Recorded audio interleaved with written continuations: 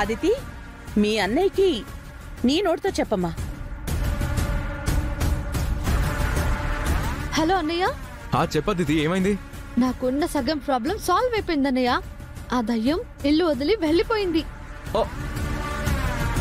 Wow, congratulations Aditi.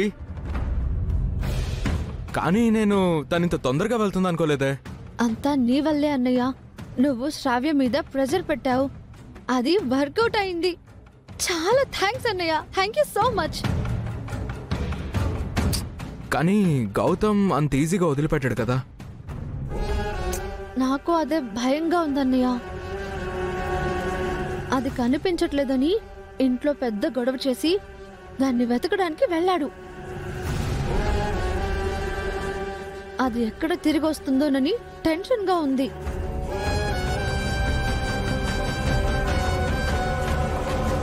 ఛాన్సే లేదు baby. తిరిగి వచ్చేదే అయితే అస్సలు వెళ్ళదు. వెళ్ళిపోవాలి అని డిసైడ్ అయ్యే వెళ్ళిపోయింది.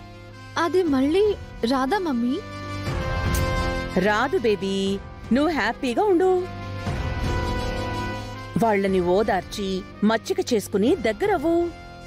వీలైనంత త్వరగా గౌతమ్ దాన్ని మర్చిపోయేలా చెయ్యి. నీ ప్రయత్నం నువ్వు చెయ్యి. అప్పుడు ఖచ్చితంగా గౌతమ్ నీ సొంతవాడవుతాడు. Okay mummy. అన్నయ్య, చెప్పదిది. గౌతమ్ నా మెళ్ళో తాళి కట్టగానే నువ్వు శ్రావ్యని తీసుకువెళ్తావు కదా? ముందు నీ పెళ్లి జరగనివ్వు, ఆ తర్వాత మనం శ్రావ్య గురించి ఆలోచిద్దాం. ఓకే అన్నయ్య, ఈ క్షణం నుంచి గౌతమ్ మీద ఫోకస్ చేస్తాను. ఆ అహల్యను మరిపించేస్తాను. ఉంటానన్నయ్య, బాయ్. Bye, take care.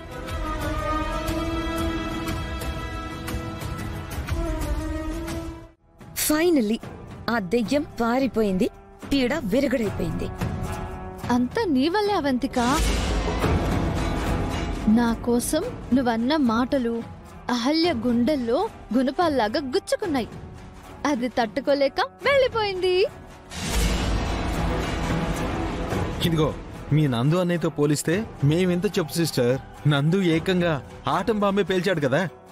అది నేను అస్సలు ఎక్స్పెక్ట్ చేయలేదు. నాకు అమ్మకు కూడా తెలియకుండా అన్నయ్య ప్లాన్ చేశాడు. నందు అలాంటి స్కెచ్ ఏదో వేసుంటాడని మేము ముందే గెస్ చేశాం. అదితి, అహల్య వెళ్ళిపోయింది కదా, నీ ప్రాబ్లం సాల్వ్ అయిపోయింది కదా. అందుకే మేము హ్యాపీగా ఉన్నాం కదా. ఇదిగో, ఇది మీ అన్నా చెల్లెళ్ళ సక్సెస్ సిస్టర్. నందు శ్రావ్యం తీసుకెళ్లిపోతే ఇక మనం సెలబ్రేట్ చేసుకోవచ్చు కదా. ఆల్రెడీ నేను అమ్మతో అన్నయ్యతో మాట్లాడేశాను. అహల్య వెళ్ళిపోయినందుకు వాళ్ళు చాలా హ్యాపీగా ఉన్నారు. నన్ను తీసుకెళ్ళమని చెప్పావా? చెప్పాను.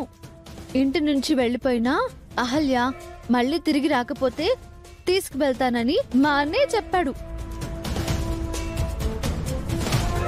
అయినా అదెందుకు తిరిగొస్తుంది? అంటే దాన్ని వెతకడానికి గౌతమ్ వెళ్ళాడు కదా. ఒకవేళ అది కనిపించి తనని మళ్ళీ ఇంటికి తీసుకొస్తే?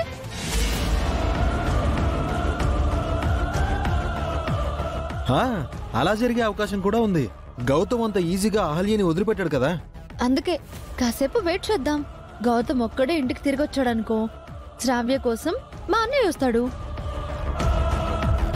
ఒకవేళ గౌతమ్తో పాటు అహల్య కూడా వచ్చిందనుకో, కథ మళ్ళీ మొదటికొచ్చినట్టే. నా జీవితంతో ఆటలాడుకుంటున్నారా మీరు? నన్నేం చేయమంటావు శ్రావ్య? నన్ను పెళ్లి చేసుకోవాలనుకున్న గౌతమ్ దాన్ని పెళ్లి చేసుకున్నాడు. అసలు అది ఎవరో, ఎక్కడి నుంచి వచ్చింది? అసలు గౌతమ్ దాన్ని ఎందుకు పెళ్లి చేసుకున్నాడు? ఇవేవి మనకి తెలియదు కాబట్టే ఇప్పటిదాకా ఉన్నాం. లేకపోతేనా దాన్నెప్పుడూ ఇక్కడి నుంచి పంపించేసి ఉండేవాళ్ళం. నీకు నాకు ఇన్ని ప్రాబ్లమ్స్ వచ్చుండేవే కాదు. అవును, ఆ రోజు గౌతమ్ అహల్యలు రాసిన కోరికల చిట్టీలు కూడా మిస్ అయిపోయాయి. కనీసం అవునా అందులో ఏదో ఒక ఇన్ఫర్మేషన్ మనకు తెలిసుండేది. ఖచ్చితంగా ఆ రోజు ఆ చీటీలో అహల్య తన గురించి రాసే ఉంటుంది.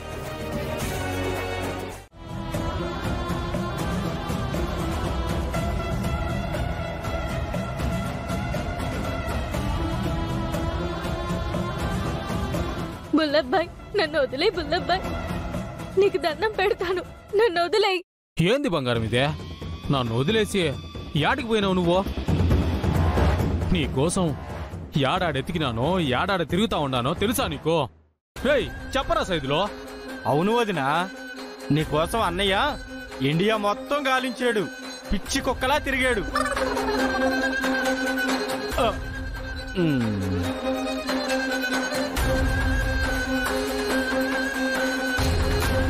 బంగారం, ఆ రాముడు కూడా సీత కోసం అంతలా ఎత్తుకుండడు.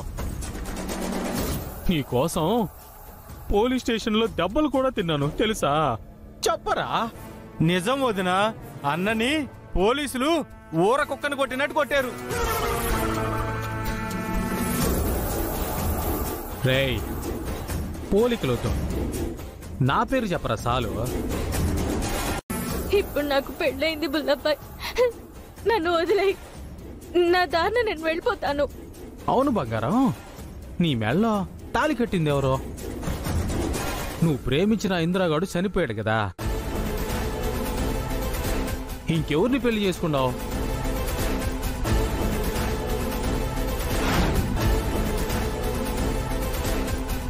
ఇందిరాగారు చనిపోయినట్టు ఈ బుల్లబ్బాయికి ఎలా తెలిసింది?